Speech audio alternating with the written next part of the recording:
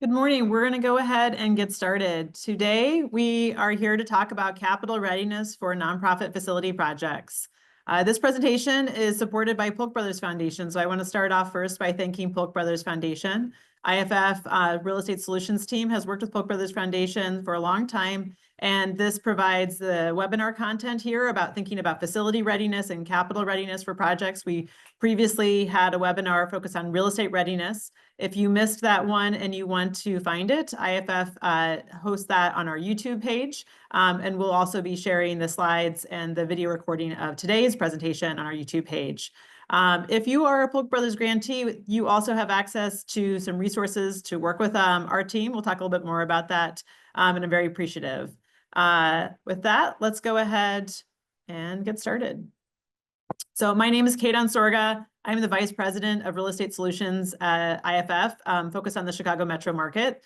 Today, we'll be focusing mostly on nonprofits who are doing facility projects in Chicago, and some of the information will be Chicago specific. But if you're a nonprofit working anywhere in the Midwest in IFF's footprint, I think that you'll find some great information today. I'm joined by Jessica Nepomniachtchi, who is our Managing Director of Real Estate Solutions, also on our Chicago team. So our goal today is to talk a little bit about learning objectives, capital readiness with respect to development budget and your operating budget, some sources of funding that we commonly see used by nonprofits on facility projects, and a few stories about other organizations and how they've been successful in accomplishing their facility projects. We'll leave some time for questions at the end. If you have questions that come up during the presentation, you're welcome to drop them into the chat, and we'll take a look at them. A little bit about IFF. IFF is a nonprofit that serves nonprofits focused around facilities and financing. Our vision is to really understand the facilities and financing landscape and how we can provide those resources to nonprofits who are pursuing those projects. And we do this by these values. We prioritize equity. We strive to be an anti-racist and anti-oppressive institution and work with nonprofits to understand how they can integrate equity into our organization and our work. We do this in partnership with other nonprofits, really thinking about nonprofits' understanding of the landscape that they work in, their expertise and the types of services that they provide, and how we can understand how facilities can support their mission and their impact. And we often are balancing tensions. Mission and money are often things that we're trying to understand and balance in our real estate projects, and we do this with heart. IFF provides real estate solutions, and Jessica and I are speaking today from the real estate solutions team. We also are a lender that provides loans to nonprofits doing facility projects. We act as a developer ourselves, building affordable housing, and we do research, understanding the landscape of nonprofits and how data around that can help us make better decisions. I mentioned that IFF is a lender. We do loans typically between 5 to 15 years, and we loan anywhere from $10,000 up to $6.5 million. If you want to learn more information about IFF's loan products, we can talk about that another time, just as you're thinking about sources of money. We also do bridge loans, and we'll be talking about that today, that if you get a grant and the timing of that grant isn't available when you need to pay for project costs, we bridge those. On the real estate solutions side, we work across all nonprofit sectors. We have deep expertise in arts and culture, healthcare, early childcare, emergency housing, and other sectors. And we see ourselves as a thought partner, working with nonprofits to understand how facilities serve their organization, how they can plan facilities that will be successful and will be sustainable for them as an organization, and how they can use expertise to make better decisions as they move through a real estate project.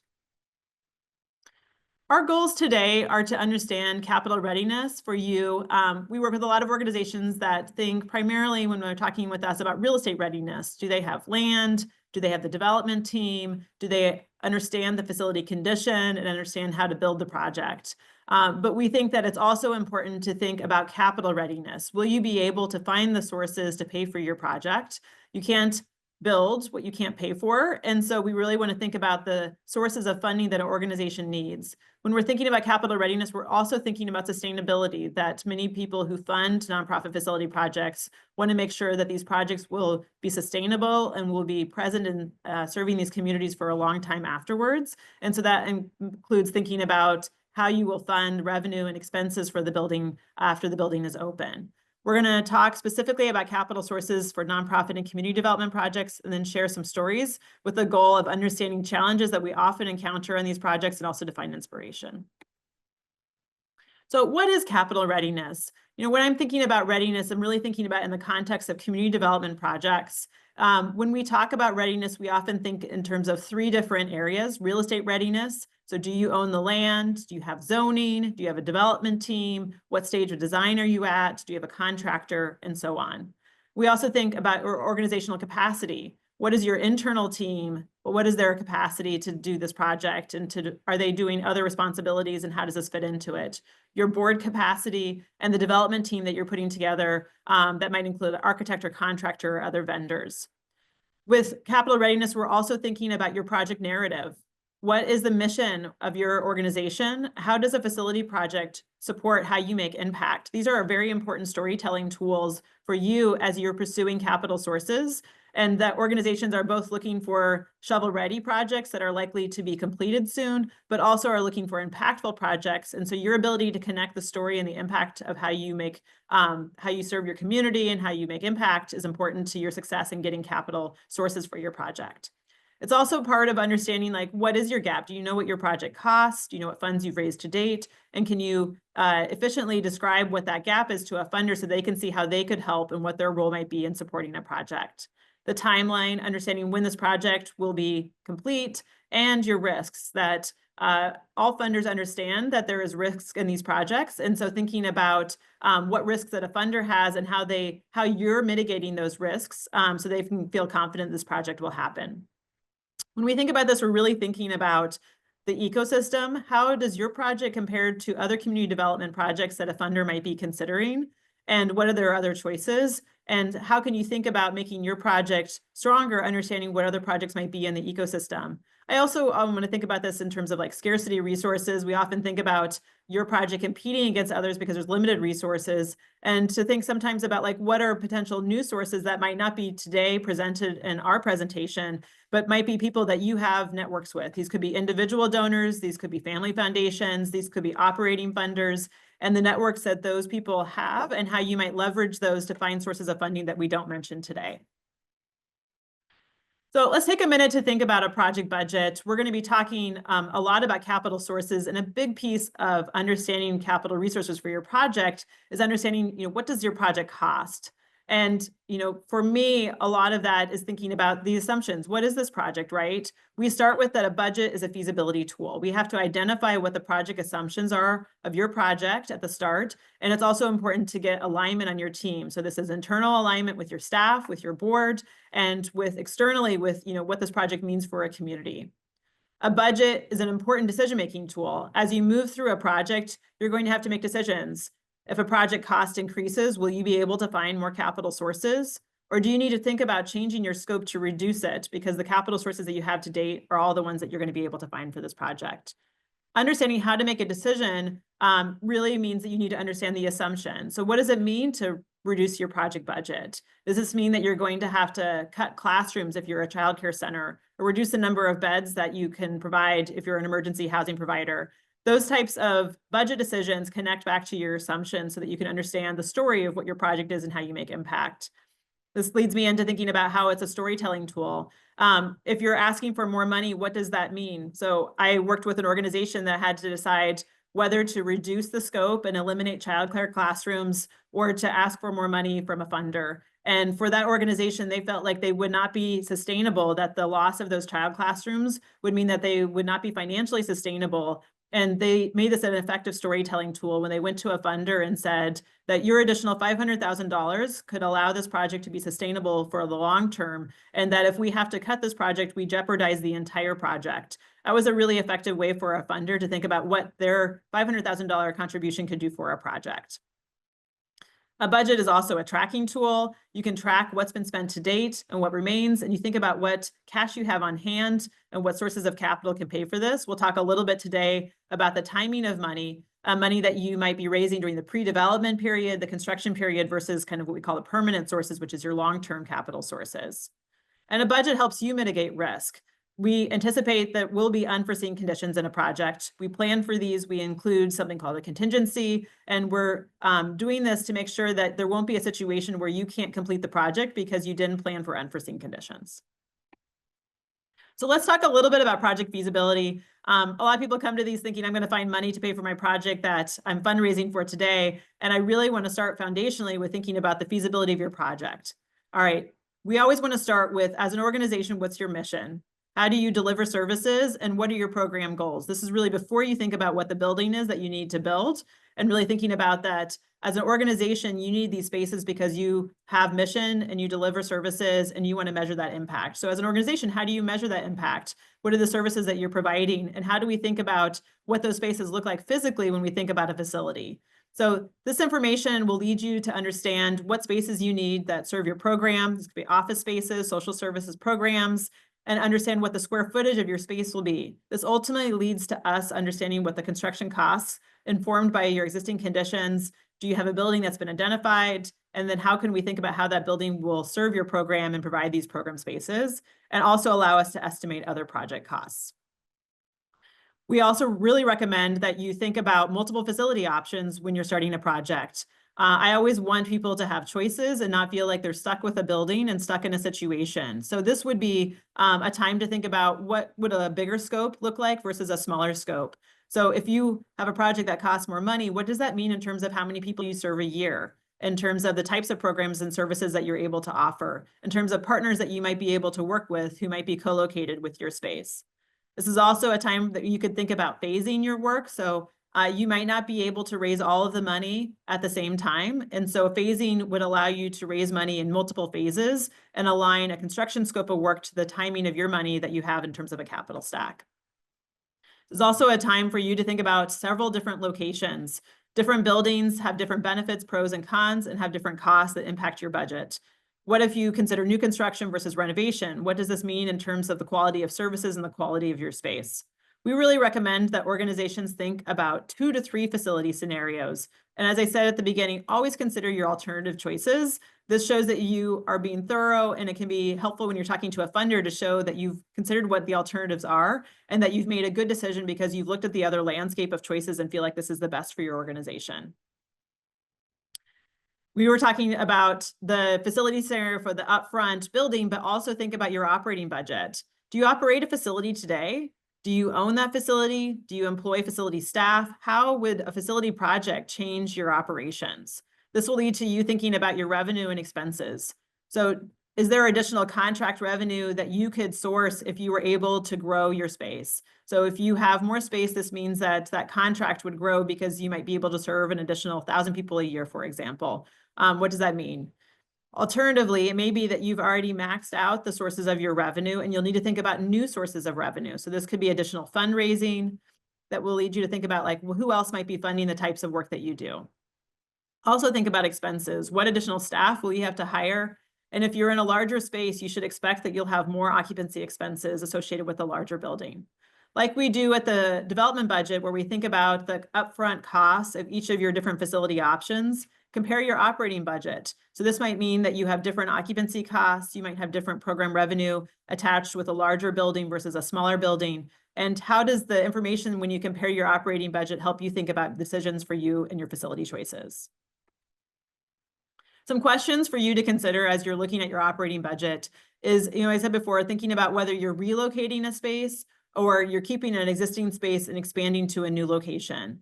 Will you lease or will you own? And what additional occupancy costs are expected? So this might be additional utility costs. If you lease, will you have property taxes? What are other occupancy costs that you might not pay today that you should anticipate for the future? How will you staff your programs? If you're growing your programs, who will you need to hire? And how do you think about your diversity of sources today with respect to what your choices are for the future? So do you need to change your service model to identify new funding? And focus on the occupancy costs, I just want to call out all the different types of occupancy costs that an organization often encounters if they lease or they own a space. So this could be property management and facility personnel, contracts for janitorial, utilities, security, taking care of the outside of your property, landscaping and snow removal, your building insurance, Will you pay real estate taxes? And also, if you own a building, thinking about the types of reserves you need in order to plan for future facility situations where you might need to pay for a renovation of a space, to keep your HVAC system maintained, to maintain your elevator, for example. And so how you might size those reserves so that you're prepared for those expenses when they come up. All right, so let's talk a little bit about capital readiness now that we thought about the feasibility of your project. We always recommend that a development budget includes sources and uses. I often talk to organizations that know what something costs, but haven't done a budget side by side to show how they're going to pay for it. So we like to show all on one page, your sources for your project and the uses. So how is that money coming in to pay for it? And then how is it going out the door and what expenses?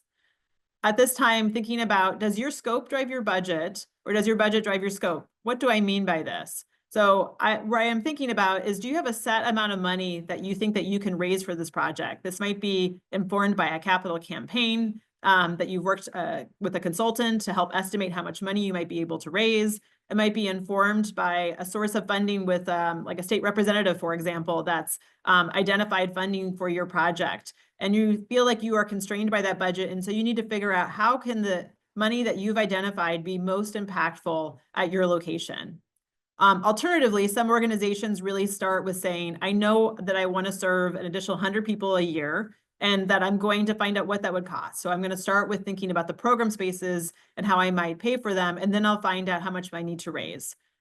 Ultimately, we see that this organization will pivot back and forth, and that sometimes the scope might drive the budget, and we see that they identify that they need to raise additional funds. But there are other times where they feel like they cannot raise any additional funds, and at that point, they need to think about whether they cut some of the scope in order to keep it within budget if they've seen cost increases.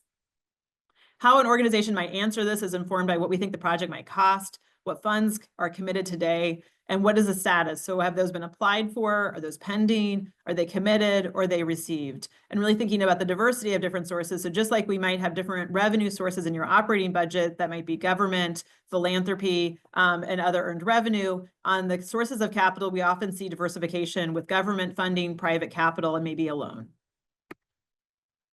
What's in your development budget? So when you start to think about building a budget, we talk typically about hard costs, soft costs, and contingency. Hard costs refer to construction costs. So this is the cost of hiring a general contractor. It might include things like site work and utilities that you have to bring to your site, and may include things like furniture, fixtures, and equipment. On our soft costs, we're going to see professional fees. So this might be the cost of hiring an architect, other permit costs, legal costs like hiring an attorney, project management and owner's rep services, financing fees if you have to borrow and take on a loan for a project. And we also see that some soft costs include furniture, fixtures, and equipment, depending on how they're affixed in your property. Last, but certainly not least, we always want to see a contingency for a project. We typically recommend that an organization have a 10% contingency. And so this is taking all of your project costs and then doing a math calculation to identify 10% of that and holding that in your budget for unforeseen conditions. I want to call out a resource that IFF has on our website that has information about a development budget. And so if you have questions about what's included in any of these types of costs or what types of costs to include in your budget, you can click on that resource when you see our slides. When we talk about capital readiness, we also think about the timing of money. So many times I talk to organizations and they mention that they're really doing two capital campaigns. They're fundraising today for money that will pay for their architect to move through the design phase of a project, through project management fees and other expenses that they need to do today in order to show that they're going to be shovel ready. And the cost of pre-development expenses can range depending on the size, complexity, and the scope of your project, but they can easily be over $100,000. And we sometimes see, over $500,000 in pre-development costs. So this is the funding that an organization needs just to get to construction start. Many capital sources don't pay for projects until completion or potentially until the construction phase of a project. And so a question for you to consider is, what cash do you have on hand today? And if you don't have cash on hand to fund pre-development activities, how could you identify funders who would be willing to pay for pre-development funding? We'll talk a little bit later about some common sources of pre-development funding for projects. The construction phase of a project is typically when you're going to need to pay for the bulk of your costs. So this is when you're going to have a general contractor who's going to be submitting typically a monthly draw each month for the construction activities that have been completed. Some funding might be available throughout construction at various milestones like 25, 50, and 75% completion, but other funding might be available at the completion of construction. And this is when you might need to think about a bridge loan to be able to pay for those expenses during construction and get reimbursed at the end. And then last is thinking about what your permanent funding is. And so this is at the completion of a project, what are the sources of funding that you can report have been paying for the cost of the project? So we always want to see sources and uses that match. Visually, just to show you what this looks like, we have an example here. On the left side, we see the sources, and on the right side, we see the uses. So on the left side, we list out each of the sources with an amount. So the source might be state funding, local funding, or a capital campaign, but totals up to $6.2 million. And on the right side, we see the uses with acquisition, site development costs, hard costs, soft costs, furniture, fixtures, and equipment, and contingency that also total to 6.2 million. We want to see these costs match each other. If they don't match, it suggests that you don't have all of the sources that you need to do your project. We wouldn't want to start construction without having all the sources, because you might end up in a situation where you can't pay your contractor because you haven't been successful in raising all the sources to pay for your uses. So, we've gotten this far. I just want to take a moment to really call out that project budgets change. That it's rare that we work with an organization at a feasibility stage that is able to accurately identify what the cost of their project will be. This is because as you move through a project, you're going to understand new information. So you'll find out more information from funders about their ability to fund and their interest in your story and wanting to support your program. But you'll also find out new information about the condition of your building and other things that were specific to the scope of what you're trying to do that will change your budget. So recognizing that your scope, budget, and timeline, all of these will evolve and will change as you move through a project. And it doesn't mean that you're doing anything wrong. It's really just the nature of real estate. As you are working with your building, you might find out that you have lead or asbestos, and you have to include additional money to pay for the remediation of a project. You might learn that the construction costs have increased because of escalation or because of tariffs. And all of this is something that you'll have to incorporate into your budget and decide what that means for your scope as you move forward. All right, I'm going to switch over to Jessica and let Jessica talk about sources. Thanks, Kate. So one thing to just kind of note is that there's a lot of information in this deck. So if you do have questions, please put them in the chat and feel free to ask questions later. A lot of these sources of funding are, in the ecosystem of community development. Some are geographically tied to a specific site.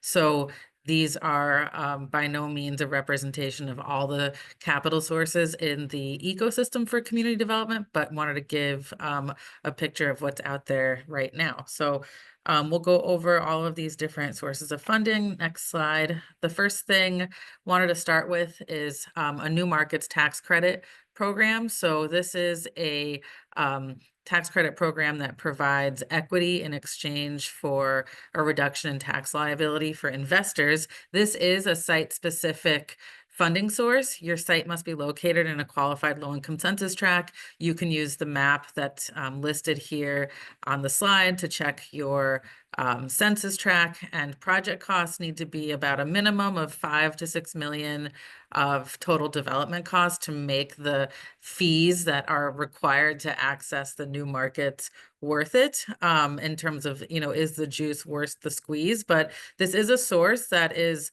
commonly used for different types of community development projects and can equal up to 15 or 20% of your project costs. If you're going to do new markets tax credits, we do recommend that you work with a consultant who's very skilled at accessing these credits and understands the regulatory compliance framework. So wanted to just note that source first and foremost. The next slide is City of Chicago funding here locally. So City of Chicago issued a bond issuance back in 2024. This is to fund a variety of community development projects. It's grant funding. One thing to note about this source is that it is reimbursement based. So you do have to provide the funding up front and then submit your receipts and proof of purchase to the city. You then get reimbursed. Applications are open to a variety of mixed use, retail, arts and culture, nonprofit uses.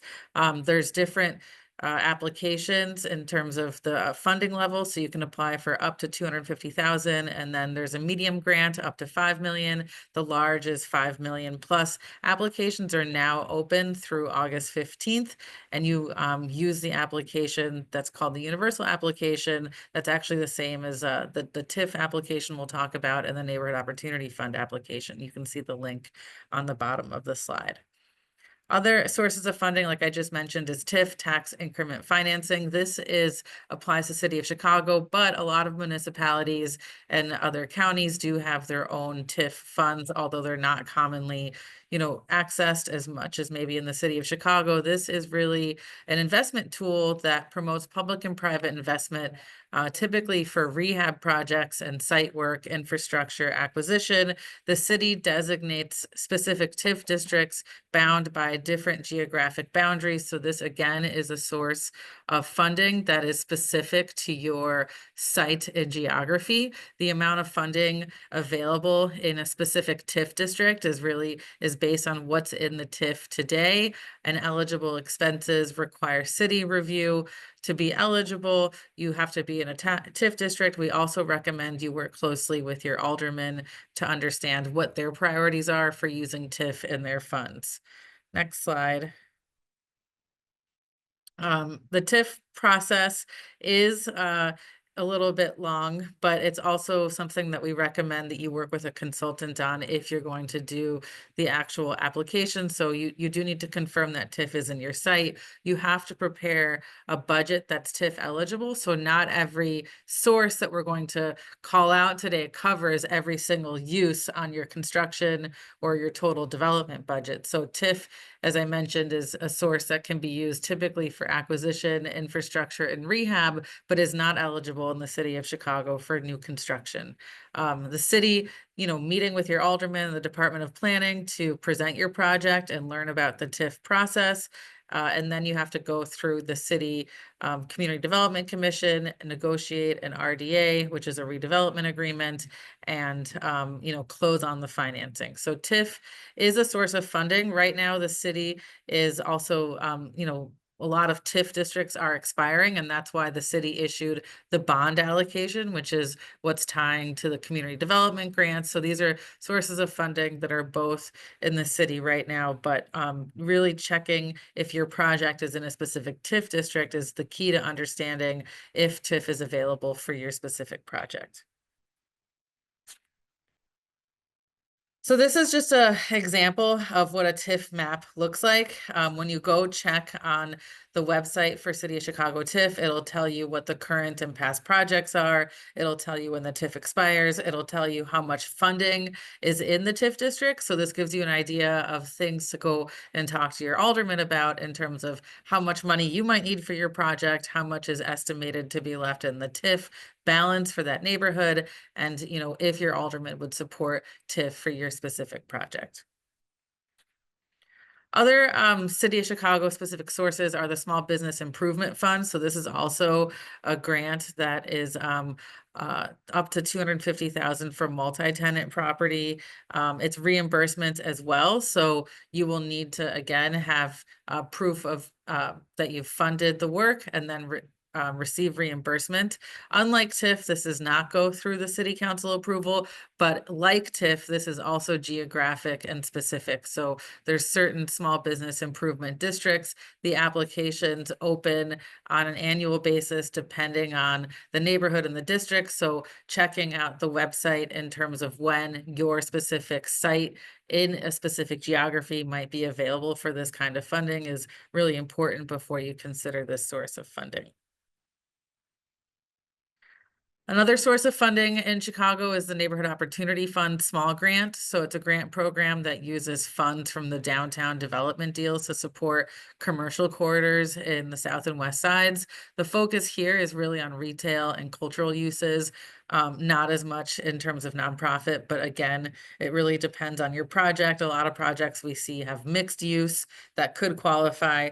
Grants are, again, reimbursable, maximum grant of $250,000. And this, like I said, is geographically based. So you have to map your project, make sure it's in the corridor, You'll see that there's the Q3 deadline on August 15th, and then they're accepting applications again on November 14th. It's the same application for the community development grants and TIF. So oftentimes, if you do one application, you will be, the city often looks at your project and considers what grant program is best for your specific project. Wanted to talk a little bit about the City of Chicago acquisition process. So we have a lot of nonprofits and community development that is working with city-owned land. The city launched their Shy Block Builder platform in 2022 as an application to purchase city-owned land. This is a newer, more transparent and competitive process for marketing city-owned land. And the intention for each parcel is noted on the website. So you'll see that there's parcels of land available from the city for purchase for housing, for development projects, for open space, urban agriculture. And you have to, do an application that is similar to the other City of Chicago applications. They have a number of sites that were just launched on August 1st. If you find a site that you are interested in thinking about, but you don't see it available for purchase today, some properties do offer the I am interested button. So you can say, I'm interested in this parcel, and then work with your alderman in the city to get that parcel listed on the block builder so that you can apply for it. Applying for this is competitive. You need to demonstrate what we had talked about earlier, capital readiness, project readiness. There's a scoring rubric that's tied to capital funding timeline development team.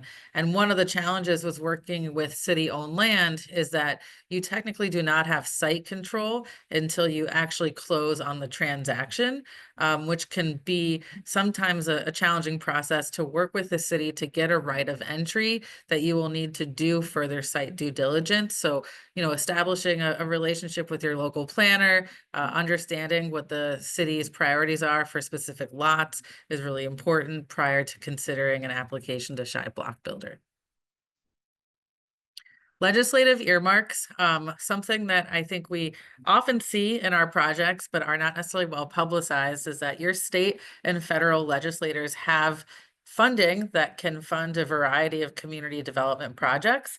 This funding is typically in the state provided via conduit through the Illinois Department of Commerce and Economic Opportunity. It's going to be secured by talking with your state senators and state reps. So this funding opportunity literally has to be written into the legislative budget of the state of Illinois. So this can take some time. So talking early with your state senator or even your federal congressperson. I know with the state of federal funding today, it's something that we're not sure about, but in the past, congressional representatives also have access to legislative earmarks. And so starting these conversations early around project feasibility, project budget, and what the requirements around securing the money and the state reps priorities is really important. So we have a link here to find your elected official in case you're thinking about site search or you're already, have a facility but want to learn who to talk to. Again, wanted to just highlight some federal sources. These are sources we typically see in the local community development universe. So there's community development block grant that's administered by HUD, the federal agency responsible for housing and urban development. HUD then provides funding to local municipalities, counties, the state of Illinois. That funding is awarded through an RFP process with the local municipality or the government body that's issuing the funding. So be prepared to do a competitive RFP process for that capital award. And then something I wanted to highlight here is we work a lot with nonprofits that work in health facilities. And so, connecting with the HRSA Health Resources Services Administration to talk about federal funding for supporting health clinics or any health resources is another opportunity. But again, I know that right these days it might be a little bit unknown in terms of what to expect from federal funding. The next couple sources are really sources that we want to offer out in the universe that are sector specific. Specifically, this is Arts Work Fund. So they do fund grants to arts nonprofits. and can help understand financial practices. It's about like understanding, not necessarily, you don't get operating funding, but you get funding to understand what this kind of work might be in your budget.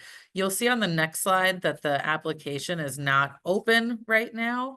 But the last deadline, and we do expect it to be annual, was in May. So any arts or culture organization that is serving Cook County or Chicago can be eligible for this funding, depending on if you have operating expenses of 2 million or below. And so these are the types of parameters that you're going to see on different funding sources. Again, this is not open right now, but look out for it in the future if you're an arts org interested. We do sit at a CDFI, Community Development Finance Institution, here at IFF. And like we mentioned, Kate and I are on the real estate side. We also have a capital solutions team that we mentioned at the top of the hour, and really want to, take a pause to talk about loans, and really, understanding what type of debt or loan you might need for your community development projects. So often loans are used in community development projects to bridge public funding sources. As you just heard me mention, a lot of the public funding sources are reimbursable, which means you would need a bridge loan to actually access funding during construction. And then once construction is over, or once you reach certain milestones attached to public grants, you can submit for reimbursement. And so one of the things to consider when you're engaging in a capital stack exploration is, do you want to think about a traditional bank loan or a loan from a CDFI? And so it's always important, like Kate said, to have choices and alternatives. You want to compare rates and terms with who you bank with. You also want to understand if there's prepayment penalties. So a lot of traditional banks do penalty you if you prepay your loan early. Here at IFF and other CDFIs, it's not a common practice. We understand that, government funding comes in, and when it comes in, and you want to pay down your debt as soon as you can. And then, of course, are there other financial covenants restricted in terms of, where your site is located or the use of your site? And then really importantly, is an appraisal required? So working with a lender that, understands cash flow operations, and paying a loan back on cash flow versus an appraised value could be really important for your project, especially if it's in a divested neighborhood where land values are distressed and drastically undervalued. So, you really want to look at your project budget and then what a loan might be to cover the percent of those project costs. Another thing that I wanted to mention is capital campaign loans. So IFF and other CDFI lenders often bridge capital campaign loans. That requires that you show that you have evidence of pledges and financing in place, but there's loans available to bridge the rest of the capital campaign. So these are things to consider when you're thinking about using debt. Other funding in the system is for green and energy efficiency improvements. So we know that ComEd and Peoples Gas does do free facility assessments to identify savings, and both offer incentives and rebates for a portion of the cost of recommended improvements, whether that's lighting or appliances. We also recommend you work with Elevate Energy or another type of nonprofit that can help you identify energy-related facility needs, and then that would save you money on occupancy costs later on, but building that into your construction scope, what kinds of HVAC system makes sense, what kind of appliances make sense for your specific building, and how that might impact both the construction budget, but operations down the line. Wanted to shout out the Illinois Green Alliance here. That's an organization that I always recommend people reach out to if you're thinking about financing for energy efficiency. Another opportunity is Designs for Dignity. So they do provide impact awards to nonprofits, including pro bono design services and donated interior finishes. So this is not a capital award, and this is not substitute for engaging with an architect or a contractor, but it can reduce the cost of your design services. They do lighting design, interior design, graphic design, and they also source previously used and even sometimes new furniture for a nonprofit. So the applications are reviewed quarterly, and you can find more info on their website. Wanted to call out a couple other philanthropic and other examples of sources that we see a lot in the nonprofit world. So sector-specific funding, so philanthropic partnerships that fund community services or youth services, partnering with those philanthropic organizations, and then capital campaigns. So I mentioned this earlier, but really understanding your organization's capacity to raise funding for this type of facility project and who you might need on your team to facilitate a capital campaign. So is that a board, folks on your board with fundraising, or do you have a feasibility study? That could be a budget outlining your preliminary costs and what your goals are. It could also mean understanding what you're doing a capital campaign for. So is it for pre-development funding to get you to construction? Are you doing a capital campaign for ongoing operations, or are you doing a capital campaign to raise a certain amount of hard costs or soft costs for the capital project? Working with a capital campaign consultant who is experienced in the field of raising funding for these kinds of projects is also recommended.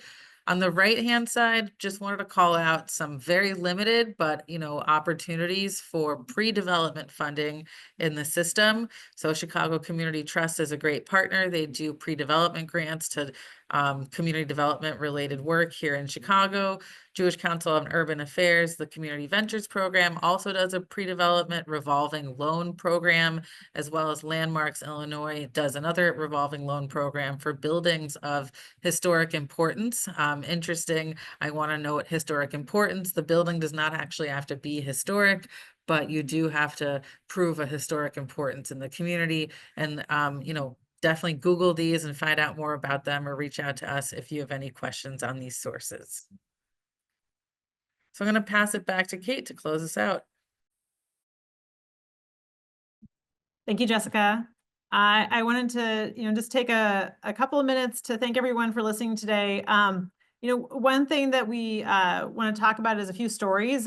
Before we talk about that, a little bit about our real estate solutions team. So we work with organizations to provide project management services. This is starts with thinking about the feasibility of a project that I mentioned at the top. And so thinking about how people use space today and how they want to use space for the future and planning for that to be successful. We also support organizations through site search to do facility building walkthroughs, and then to help put the development team together and do day-to-day project management during the design and the construction phase of a project. We also provide some technical assistance through various partners where we're working with a wide variety of community development projects that are seeking capital and moving through the real estate phases. So a few stories that I want to talk about. Why do I share these? One is, real estate projects are really challenging, and I think it's often we hear stories about projects at their milestones that they've started construction or they've completed construction and they're at the ribbon cutting, and we can miss how much hard work and how long these projects take. It's normal for these projects to take at a minimum 3 to 4 years, and we frequently work with organizations that spend over 5 years on real estate projects from the time that they start thinking about it till the time that those doors are open. So these organizations really need to think about their capacity internally to be able to have attention towards putting the development team together and focusing on the real estate, but also thinking about what resources will be helping them raise money, who's applying for grants, who's looking at their operating pro forma, who's looking at the story of their project and what it means for their community, and thinking about the grant narrative. And so let's talk about a few stories here. The first one I'm going to start with is a project called Bandwidth Chicago. Bandwidth Chicago is in Garfield Park.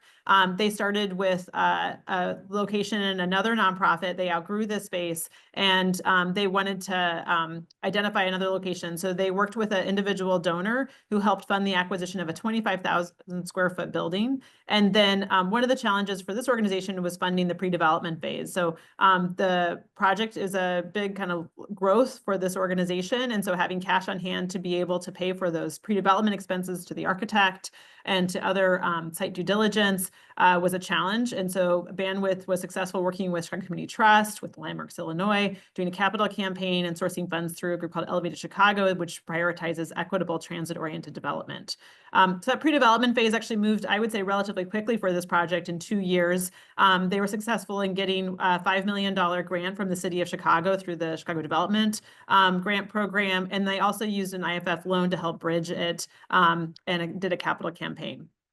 Overall, this project was $9 million for just the construction, but the overall project budget was 15. I want to call attention to this, that sometimes people talk about their construction budget and just show that there's a lot of additional costs in a project beyond construction. So here we see about $6 million of project costs. So this includes the architect, financing fees. A lot of projects have furniture, fixtures, and equipment. It's not uncommon for me to see about 10% of a project budget be things like low voltage that brings computer cabling, security systems, signage, furniture, office furniture, specific program equipment, outdoor play equipment, those kinds of things that will add to your project budget. And so as you're raising money, if you're walking around talking about your construction budget, you might be missing millions of dollars of additional costs that you should be raising funds for. It can be challenging as you're raising funds to later have your project significantly increase. A funder might, wonder about your credibility and whether you have a full understanding of what your project is going to cost. And so having a good estimate of your total development cost early on a project, I find will help you be more successful in raising funds for the long term. And this project's under construction now and expecting to open later this year. The next project I want to talk about is a project called Little Angels Learning Center. Little Angels is an early childhood center that has been operating out of a church in the Inglewood neighborhood. Because of the co-location with the church, the organization needed to take down basically all of the early childhood classrooms each weekend because the church was operating on the weekends, and then put that equipment and dividers and all the classroom back together on Monday morning. And so you can see that from time invested in doing that, that was both limiting because that was a lot of time that was going into that, but it was also limiting the facility quality. And so this organization identified that having a new construction early childhood center would be really impactful in terms of providing better quality of care, but also being able to serve more children. In 2018, they got a $2.4 million grant back then from Mayor Emanuel that was really focused on providing more early childhood care to 0 to 3-year-olds. So this organization started working in 2018 on that project, put together the development team, and IFF worked as an owner's representative supporting the project. The project encountered a lot of increases during the pandemic. We saw a lot of construction escalation. I see projects that were increasing 10% in project costs in about 6 to 12 months period. And that was really, I think, important for the storytelling of how they explained to funders why their project was going up so much. So we saw a lot of projects were encountering cost escalation at the time, but it was happening in the moment, and many people didn't understand kind of what was happening in other projects that were adjacent to theirs. And so one of the things that IFF did is we were working on several community development projects at the same time. And so we were really providing context and comparing to other projects and what the challenges they were encountering, and helping bring that message into conversations to funders about why they needed an additional $500,000 or $1 million because of the project increases. We also saw that those cost escalations caused delays that then added more costs to the project. So for this project, they had submitted for a building permit while the project costs were increased. And then the zoning approvals expired, and they had to go in and resubmit for a building permit and resubmit for zoning approvals.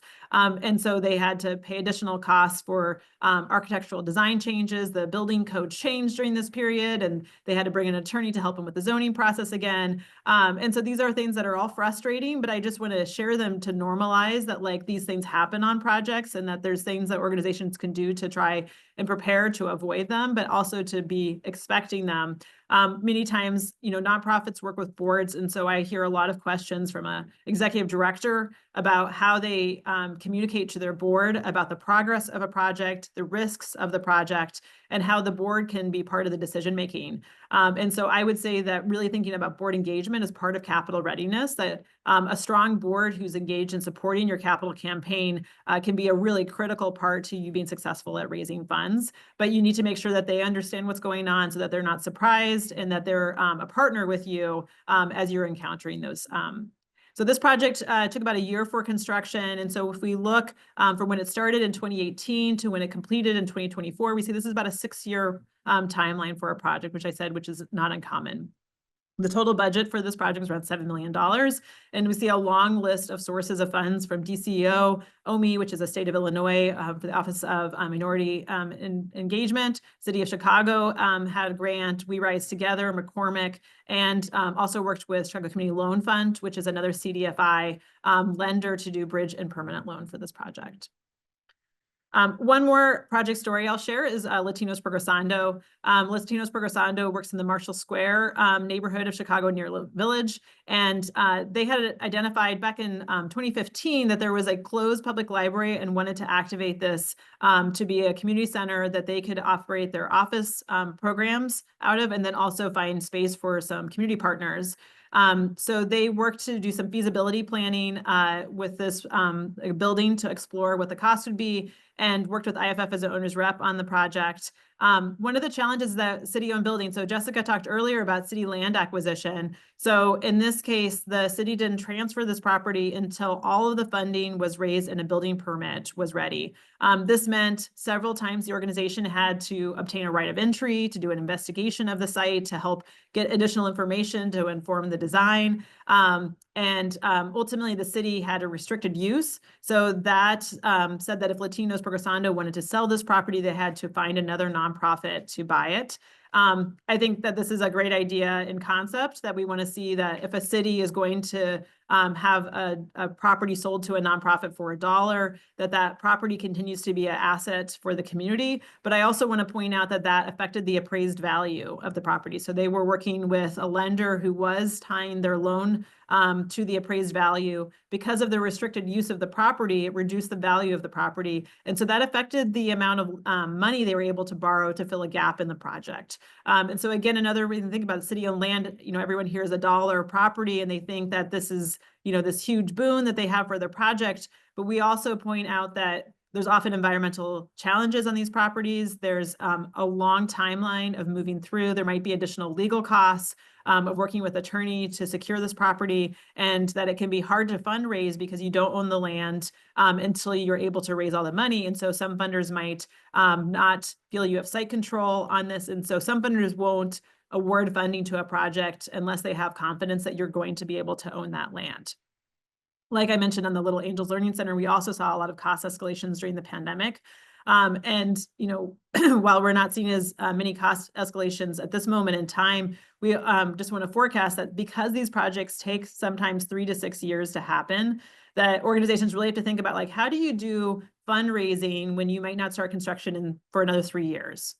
So what's a reasonable amount of money that you can assume that there will be cost escalations between now and 3 years from now? You don't want to overshoot it because it might make your project unfeasible. If you have too much assumed for cost escalations, that can delay your construction start. And so, I talked about, does your scope drive your budget, or does your budget drive your scope? But a lot of times you're doing back and forth. You're having to really think about, like, do I need to make decisions today to reduce the cost of my lighting package, or do I need to actually eliminate several classrooms in my building, or do I continue to just fundraise and I'm be really transparent with my funders about what risks and unknowns we have and how we're mitigating those concerns?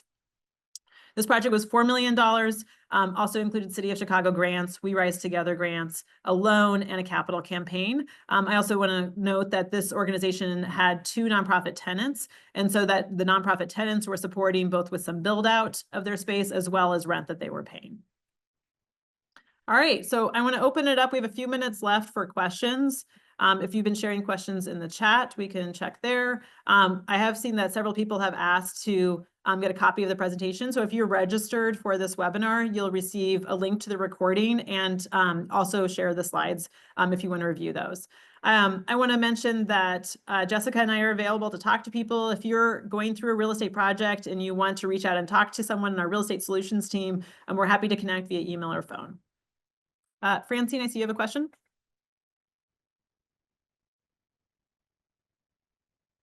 You want to come off mute?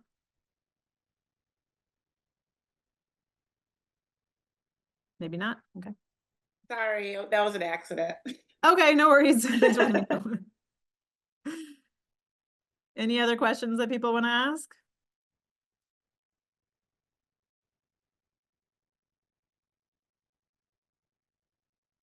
Yes, Sam? Hello, thanks Hi, for the yes. presentation. I'm working on a project like this, and one of the challenges I have is it's combining a couple of different commercial type projects with a LIHTC residential project. And it's a little difficult to communicate the budget from those different perspectives, but all in one place because they work very differently depending on which lens you're looking at the project through. So I wondered if IFF has any tools for bringing a lot of information and maybe like 4 or 5 separate budgets together into a place, because then people want to see the whole project, but like how best to communicate it. Oh, that's an interesting question. And I think I mean, you're talking about a very complex, so Sam's mentioning LIHTC. LIHTC is low-income housing tax credits. And so we do see sometimes someone's building affordable housing and then has commercial space in the building that could be for retail tenants like a cafe, but it could also be for nonprofit partner spaces. Sometimes we see like a federally qualified health clinic tenant and a low-income housing tax credit space. I'm going to go back to that slide that I had at the beginning about like, what is a budget for? And the budget is for a lot of different things. And so, sometimes we have different presentations of a budget for different audiences. And so I think an answer for your question is really thinking about like how you're using this as a tool for yourself. So you're tracking the expenses that you as a developer, as a person who's taking on financial risk, has for this project, and whether you've raised all the money for your complete project and whether that money is timed to when you need to spend it. And if not, like what that means for you in terms of, do you need to bridge that with a loan or not? But I think from an external audience, if you're seeking funding from someone who might make a contribution to your project, what is it that is the compelling part of your budget for that audience? So funders usually have 2 concerns. One is they want to see their funding go to something that's aligned with their goals of their program. So funders often have like a specific audience of like these types of nonprofits in this sector. For example, one funder might be like, I'm interested in funding community health centers. And so they're most focused on like, how will their money be supporting a retail tenant or be supporting a community health center to be co-located with affordable housing. And so their question is really going to be like, how do I make sure that my funding is getting connected to that use? And so not so much that it's being used for something else, but that it's like, it's the but-for case where this project wouldn't happen but for this funding being part of this capital stack. And so visually, like how you show the gap in terms of your commercial space versus your housing space, I think would be really important to that funder to show that their funding is critical to the success of the commercial space. I think funders also have a lot of concerns about the risk. What's the risk that I'm going to award this money today and that the project won't happen? So what other funding gaps do you have in your project? What potential sources could come in to fill those gaps? And so really thinking about this as being a storytelling tool that shows how the capital resources are impactful for them, but also that you're managing the risk as a developer to make sure that this project is likely to be successful. Is that helpful, Sam? Yeah, thanks. And one of the challenges is that we don't always know how much money people will give us. Yeah. So we don't want to take things off the table, Yeah. right? So you want to present a full picture and a full gap, even if it isn't necessarily like the cleanest approach. So yeah, Sam, I can't see is everyone's helpful. faces, but I bet a lot of people just had nods, right? Like, this is the challenge in a lot of these spaces. Access to capital funding is through personal networks, and that only some information might be shared publicly on a website. That we shared a lot of resources that are available for pretty much any nonprofit pursuing projects in the Chicago metro area. And the threshold criteria of what you need to have in order to apply for those might be publicly shared, but that there's probably a bunch of scoring criteria that the organization also has. And that's, how do we in a very competitive space decide who gets the funding and who doesn't? And then also there's a lot of funders who don't publicly do applications for funding. And so you're trying to test the waters to see if those funders would be considered funding your project. As someone who's been working in this space, I'll say that using your network to think about how you might get conversations with someone and how you might have a really compelling, quick story of your project so that that person can decide if this is something that they would consider funding. And so some of this will continue to be through personal networks, but I know that more funders are working to think about how they think about transparency and access and equity issues today, as we recognize that a lot of these things may not always be equitable. And so those compelling narrative storytelling tools and your budget to really be able to quickly describe your project, I think are important to being successful at being able to get to those conversations. Thanks.